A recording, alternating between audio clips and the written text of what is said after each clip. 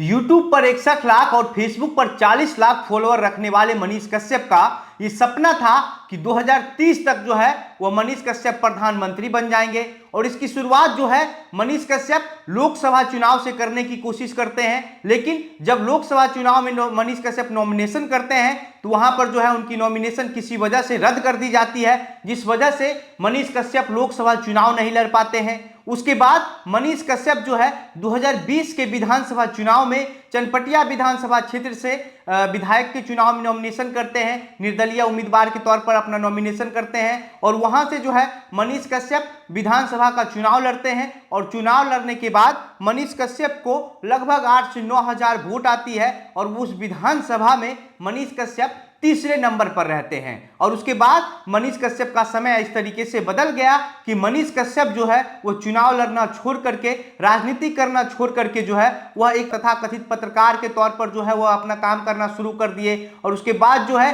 Social media पर video बनाना शुरू कर दिए। मनीष कश्यप का जो सबसे पहला वीडियो था एक बुलेट का था और वहां से जो पॉपुलैरिटी मनीष कश्यप को सोशल मीडिया पर मिली, उसके बाद आज मनीष कश्यप इस स्तर पर पहुंच गए थे कि मनीष कश्यप के लिए चुनाव लड़ना, चुनाव जीतना सब आसान हो गया था। लेकिन इस बीच तमिलनाडु का ऐसा मामला आया जहां पर मनीष कश्यप बुरी तरीके से घिर गए। और उसके बाद मनीष कश्यप ने इंजीनियरिंग की पढ़ाई की है, पटना के बड़े कंपनी में 82,000 रुपये महीने की जो है वो नौकरी की है। लेकिन इसके बावजूद ऐसा क्या हुआ, किस वजह से मनीष कश्यप जो है वह अपना रास्ता छोड़कर अलग रास्ते पर आ गए और मनीष कश्यप को इतना आगे बढ़ाने में किन किन लोगों का हाथ है और मनीष कश्यप आखिर किस तरीके से जो है वह आज के दौर में जो है वो सोशल मीडिया के इतने बड़े जो है वह एक आप ये कह सकते हैं कि एक स्टार सोशल मीडिया बन गए कि उनके एक 40 लाख 61 लाख तक के जो है वो फैन फॉलोइंग हो गए।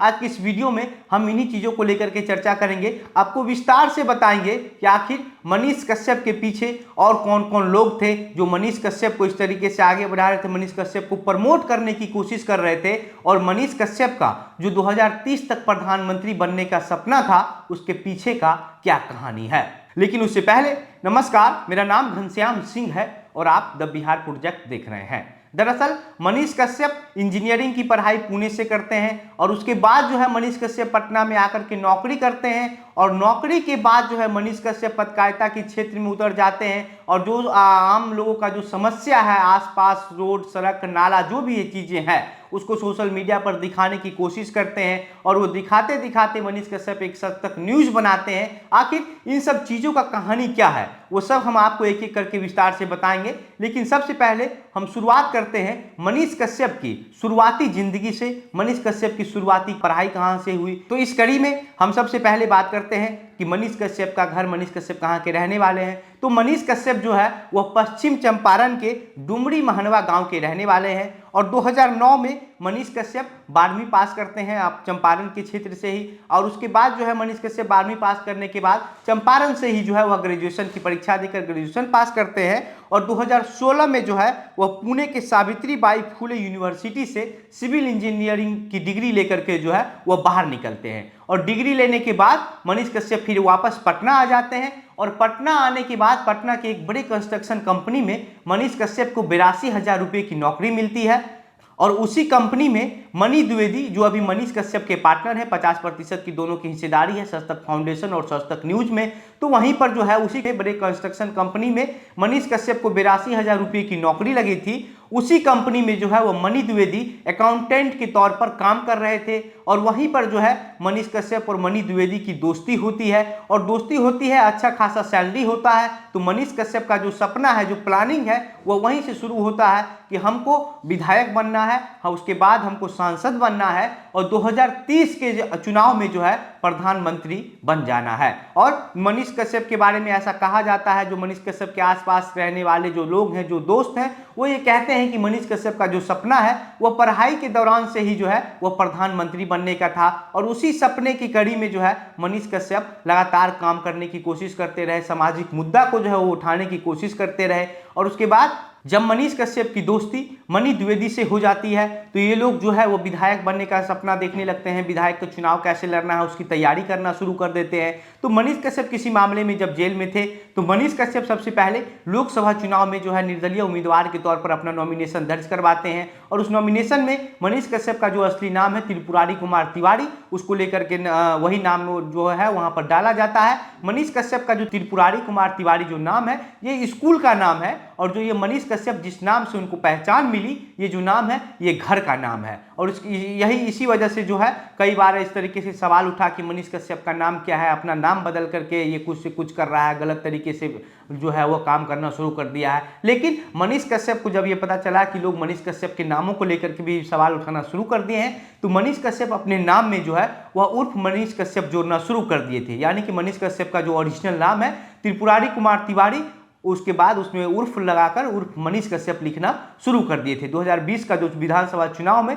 मनीष कश्यप जो है अपने नॉमिनेशन दर्ज करवाया था उसमें मनीष कश्यप ने अपना नाम जो है वह त्रिपुरारी कुमार तिवारी उर्फ मनीष कश्यप दिया था। और जब मनीष कश्यप लोकसभा चुनाव में चुनाव नहीं लड़ पाते हैं उसके बाद मनीष कश्यप 2020 के विधानसभा में नॉमिनेशन दर्ज करते हैं। चनपटिया विधानसभा क्षेत्र से जो है वो मनीष कश्यप नॉमिनेशन दर्ज करवाते हैं और उसके बाद वहां से मनीष कश्यप चुनाव लड़ते हैं और मनीष कश्यप को जो है वहां पर 9239 वोट मिलता है और उस विधानसभा क्षेत्र में मनीष कश्यप तीसरे नंबर पर जो है वह रहते हैं। और उस चुनाव के बाद मनीष कश्यप जो है वह बुलेट बाइक से उस समय चल रहे होते हैं और चुनाव से पहले जो है मनीष कश्यप एक जो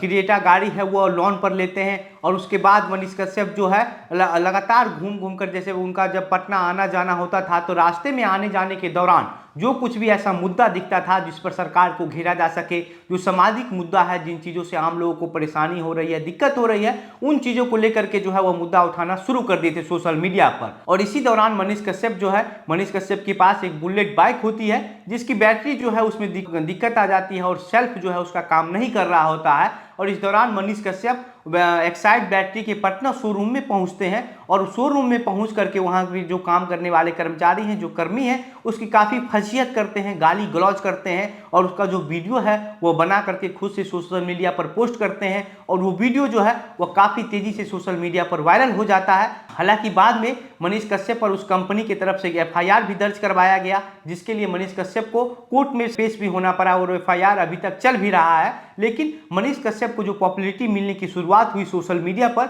वो वहीं से हुई, उसी वीडियो से हुई। और उसके बाद मनीष कश्यप लगातार कई वीडियो बनाना शुरू कर दिए, इस तरीके की जो चीज़ें हैं वो सोशल मीडिया पर दिखाना लगातार शुरू करते गए। और इसी दौरान जो है मनी द्विवेदी और मनीष कश्यप जो है वो दोनों लोग मिल करके 2018 के जुलाई महीने से जो है वो सच तक न्यूज का एक प्लेटफॉर्म शुरुआत किया और उसके बाद उस पर काम करना शुरू कर दिया। और उस प्लेटफॉर्म के माध्यम से जो है बिहार का जो भी मुद्दा है, ऐसा जो बड़े मीडिया संस्थान नहीं दिखा पा रहे थे, जो भी ऐसा चीज़ें हैं जिससे आम जनता को दिक्कत हो रही थी, जहां कहीं भी सड़क बनाया जा रहा था तो वहाँ पर मनीष कश्यप अपना इंजीनियरिंग के पढ़ाई के दौरान जो स्किल मनीष कश्यप को मिला था वो स्किल का यूज कर करके जो है वो इंजीनियर से सवाल पूछना शुरू कर दिया, वहाँ के ठेकेदार से सवाल पूछना शुरू कर दिया, जो नाले हैं उसको लेकर के सवाल उठाना शुरू कर दिया। और ऑफिस में जाकर के, कई ऑफिस में जाकर के, सरकारी कर्मचारी हो, स्कूल हो, कॉलेज हो, हर जगह जाकर के जो है वो एक अलग तरीके से जो है वो रेलाई का शब्द का इस्तेमाल कर करके जो है वो एक खबर वर्ग के तौर पर जो है उसको दिखाना शुरू कर दिया,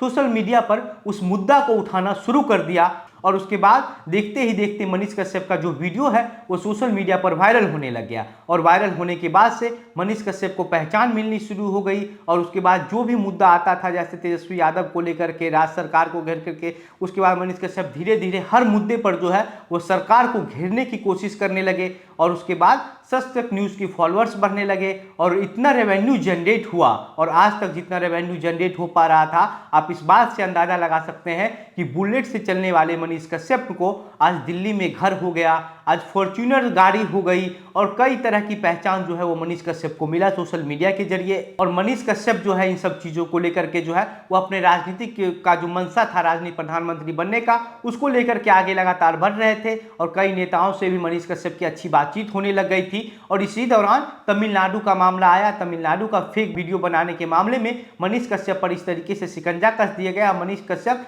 इस तरीके से पकड़े गए, मनीष कश्यप का जो पर्दाफाश हो गया वो मनीष कश्यप कश्यप के लिए जो राजनीतिक कैरियर था उनके लिए एक थोड़ी सी परेशानी की बात हो गई। और परेशानी की बात इसलिए हो गई कि मनीष कश्यप जो है वो फर्जी वीडियो बना करके सोशल मीडिया पर चलाया। बिहारी मजदूर जो तमिलनाडु में काम कर रहे थे उनको भड़काने की कोशिश की गई। कितने मजदूर जो है उन सब चीज़ों को देख करके तमिलनाडु से अपना काम छोड़ करके बिहार आ गए और यहाँ पर जो पैसे हैं उसके लिए मजबूर हो गए, क्योंकि यहाँ के जो मजदूर वहाँ पर गए थे तमिलनाडु में काम करने के लिए, उस रोजगार के लिए गए थे और रोजगार वहाँ से छोड़ करके बिहार आ गए। और उसके बाद वो मजदूर की जो दिक्कत है किस तरीके से हो सकती है जब किसी का रोजगार खत्म हो जाए, तो आप ये अंदाजा लगा सकते हैं कि उस मजदूर के ऊपर क्या बीत रहा होगा। और इन्हीं मुद्दे को लेकर के जो है मनीष कश्यप पर जब FIR दर्ज किया गया तो मनीष कश्यप ने सोशल मीडिया पर एक और वीडियो बनाया जिसमें तेजस्वी यादव को चैलेंज कर दिया कि आप हम पर मुकदमा करवाए हैं और अगर हमको जेल हो जाना पड़ सकता है इस मुकदमा में तो हम जेल से आने के बाद 180 दिन के अंदर जो है वो आपकी सरकार गिरा देंगे। और भी कई तरह की बातें जो है वो मनीष कश्यप ने कही कि आप डरते हैं, आप सोना का चम्मच लेकर के पैदा हुए हैं, कई तरह का आरोप लगाया। आपको बता देना चाहते हैं कि मनीष कश्यप का जो ये पूरा मामला था इसमें मनीष कश्यप के साथ साथ और भी कई ऐसे मीडिया संस्थान हैं जो इस तरह की का खबर चलाया, लेकिन उन मीडिया संस्थानों को भी नोटिस दिया गया था, लेकिन सभी मीडिया संस्थानों ने जो है वो एक माफीनामा जो पत्र है वो लिख करके सरकार को और प्रशासन को सौंप दिया। लेकिन मनीष कश्यप जो है वो माफीनामा पत्र सौंपने के बजाय जो है वो तेजस्वी यादव को जो वीडियो बना करके जो है वो चैलेंज करना शुरू कर दिए। और उसके बाद मनीष कश्यप और भी कई वीडियो उसके बाद बैक टू बैक तमिलनाडु मामले पर जो है वो बनाते रहे और इस वजह से जो है मनीष कश्यप अब इस पूरे मामले पर बुरी तरीके से फंसते हुए नजर आ रहे हैं और फंस भी गए हैं, क्योंकि मनीष कश्यप की लगातार मुश्किलें जो है वो बढ़ रही है। हर चीज़ों की है जो जांच है वो भी EOU के द्वारा की जा रही है और मनीष कश्यप लगातार इस पूरे मामले में घिरते हुए नजर आ रहे हैं। ऐसा कहा जाता है